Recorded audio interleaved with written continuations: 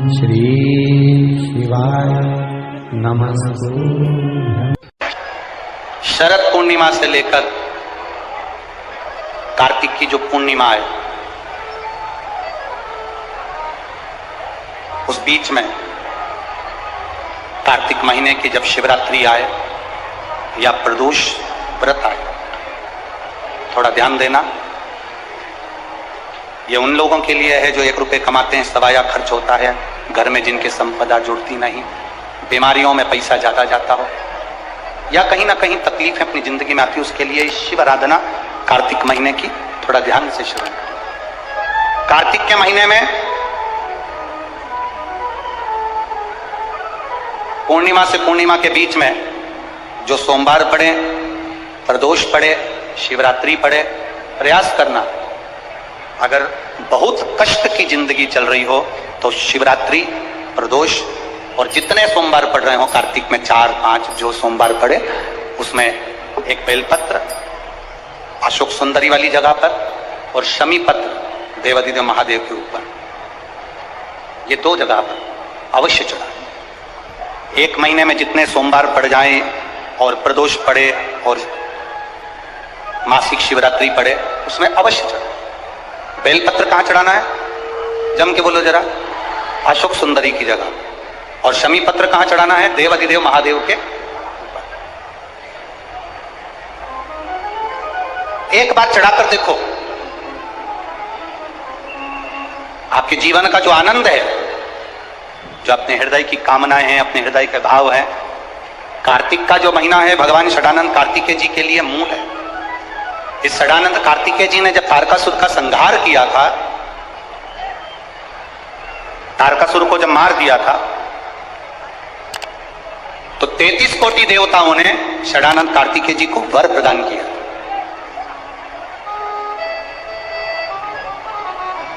कार्तिकेय जी को वर प्राप्त हुआ। लक्ष्मी जी ने और भगवान नारायण ने षडानंद कार्तिकेय जी से कहा, हे स्कंद देव, हे कार्तिकेय, कार्तिक के महीने में जो दीप दान करता है उसके घर में कभी संपदा की कमी नहीं आती है। कार्तिक महीने के दीपदान की महत्वता जैसे ही लक्ष्मी और नारायण ने कही, तब ब्रह्मदेव प्रकट हुए और देवाधिदेव महादेव प्रकट हुए मां पार्वती के साथ में, और ब्रह्मा जी प्रकट हुए मां ब्रह्माणी के साथ में। उन्होंने वर प्रदान कर दिया। षडानंद कार्तिकेय भूलवश भी अगर कोई बेलपत्र और शमी पत्र दोनों एक साथ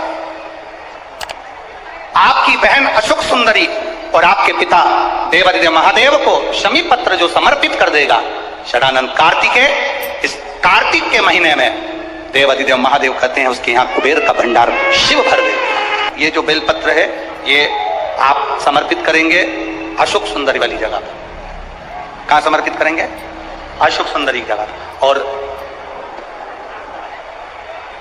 शमी पत्र आप समर्पित करेंगे देवाधिदेव महादेव के ऊपर।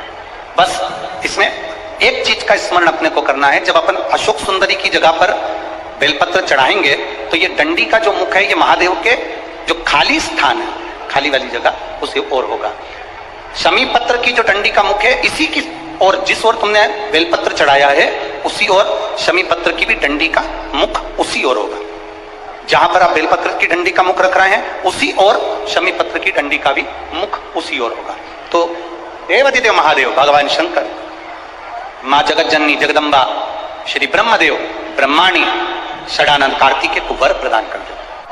संसार में 2 चीजें 2 लोगों से नहीं पूछी जाती है। पूरे संसार में 2 चीजें 2 लोगों से नहीं पूछी जाती है। एक, स्त्री से उसकी आयु नहीं पूछी जाती है। बोलो सही है कि गलत है? संसार में 2 चीजें 2 लोगों से नहीं पूछी जाती है। एक, स्त्री से उसकी आयु नहीं पूछी जाती है, और दूसरा, पुरुष से उसकी आय नहीं पूछी जाती है। स्त्री से आयु नहीं पूछी, पुरुष से आय नहीं पूछी। क्यों नहीं पूछना चाहिए?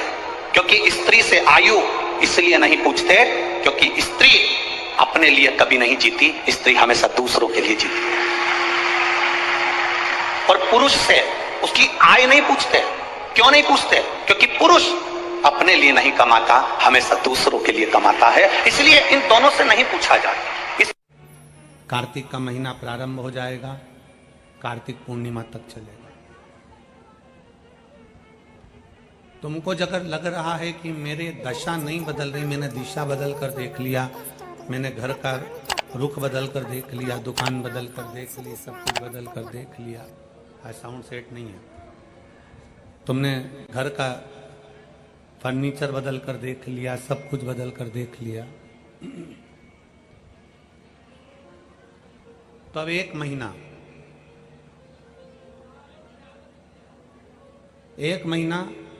शरद पूर्णिमा से लेकर कार्तिक पूर्णिमा तक एक नियम बना लो, एक चावल का दाना, केवल एक, ज्यादा नहीं, केवल एक चावल का दाना, जो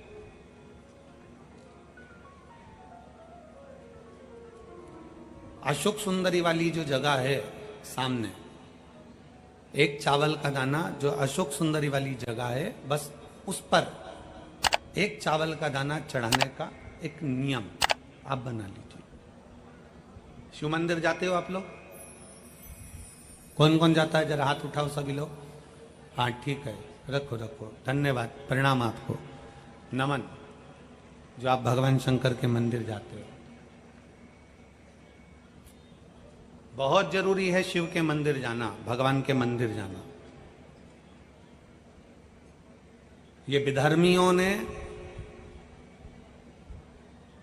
जो हमारे मंदिरों को पूर्व में तोड़ा है ना, उसका कारण कोई दूसरा नहीं था, उसका केवल एक ही कारण था कि हमारे सनातनियों ने मंदिर जाना छोड़ दिया था, इसलिए उन्होंने तोड़कर अपना अपना स्थान बना लिया।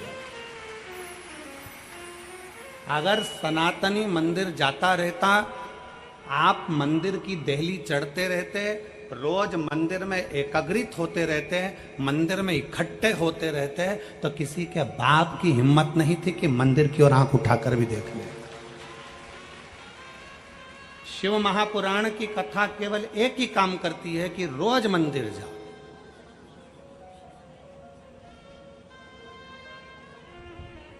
शरद पूर्णिमा से लेकर कार्तिक पूर्णिमा तक के बीच में एक नियम बना लो कि मैं जल चढ़ाने रोज जाती हूं, एक चावल का दाना मैं अशोक सुंदरी वाली जगह पर समर्पित करूंगी, केवल एक।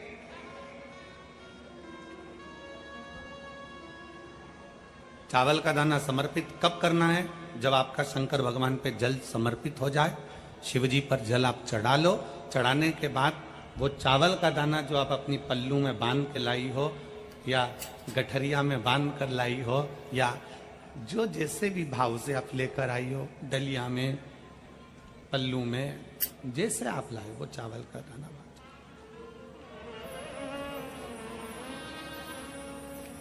उस एक चावल के दाने को एक महीने तक आप रोज एक चावल का दाना लेकर जाओ, रोज चढ़ाओ, अपनी कामना कर कर, बाबा मैंने दिशा बदल कर देख ली, दुकान बदल कर देख लिया, व्यापार बदल कर देख लिया, घर बदल कर देख लिया, काम बदल कर देख लिया, पर मेरी दशा नहीं बदल रही। अब ये मैंने चावल का दाना, चावल का मतलब होता है अक्षत,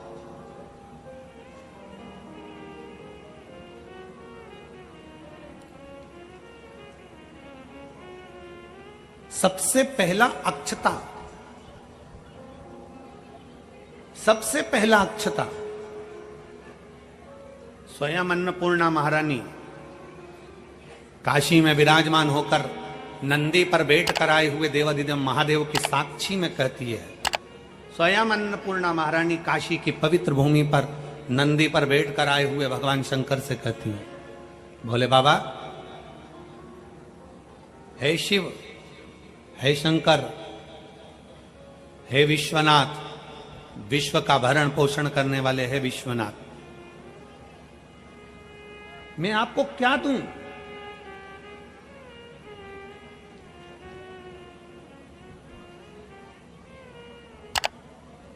मैं आपको क्या प्रदान करूं?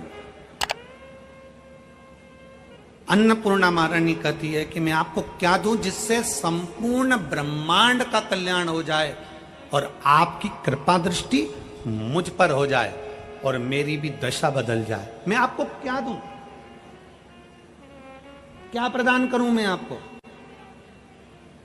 दुनिया के लोग कहते होंगे कि भगवान को सोना देना, चांदी देना, हीरा देना, पन्ना देना, रतन देना, आभूषण देना कल्याण का अंक कहता है। अन्नपूर्णा जी कहती हैं कि मुझे को क्या प्रदान करूं? भगवान शंकर मुस्कुरा कर कहते हैं, अन्नपूर्णे केवल एक अक्षता तुम मुझे देती है तो मैं तुझे तेरी दशा भी बदल सकता हूं और तेरी दिशा भी बदल सकता हूं, तुझे अन्नपूर्णा माता के स्वरूप में पुजवा भी सकता हूं। एक अक्षत का दाना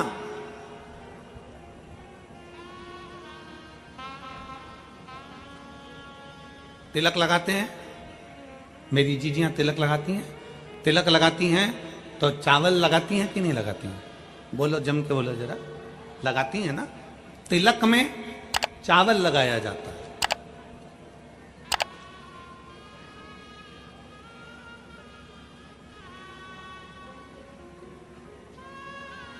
चावल का मतलब क्या होता है?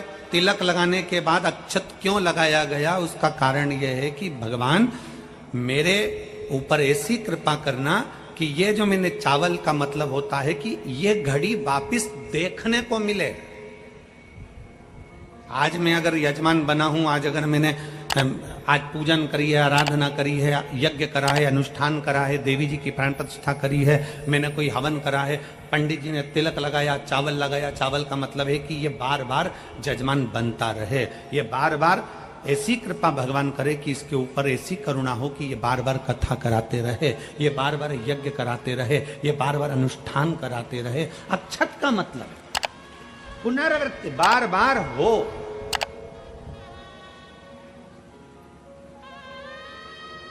सनातन धर्म में किसी के मरने के बाद में 10 दिन तक मस्तक पर तिलक नहीं लगाकर चावल नहीं लगाया जाता। बोल लगाते हैं क्या? नहीं। क्यों? क्योंकि हमारा सनातन धर्म कहता है कि ये जो घटना घट गई, अब भगवान इस घटना के बाद दूसरी घटना ना घटा है, इसलिए चावल का प्रयोग ही नहीं, अक्षत का प्रयोग ही नहीं।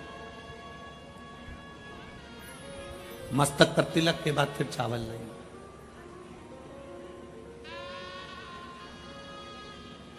एक अक्षता, एक बेलपत्र और एक लोटा जल, यह हमारी जिंदगी की सार्थकता है। एक अक्षत, एक बेलपत्र, एक लोटा जल, यह हमारी जिंदगी की सार्थकता है। शिव महापुराण की कथा कहती है, शरद पूर्णिमा से लेकर कार्तिक पूर्णिमा तक एक चावल का दाना अशोक सुंदरी वाली जगह, अशोक सुंदरी की जगह मालूम है ना सबको? सबको स्मरण में है? अशोक सुंदरी वाली जगह पर वो चावल का दाना कब चढ़ाना है? जब हम भगवान शंकर को जल समर्पित कर दें। जल समर्पित करा, अपने घर की ओर आ रहे हैं, उसके पहले चावल का दाना अपनी पल्लू में से खोल कर निकाला, चढ़ाया, भगवान को प्रणाम करा। बाबा बहुत कुछ कर कर देख लिया पर दशा नहीं बदल। एक चावल का दाना मेरे घर की दशा देख लेना मेरे भोले बाबा। और मैंने सुना है कि कार्तिक के महीने में अशोक सुंदरी अपने पिता के घर में रहकर माता लक्ष्मी की गोद में धन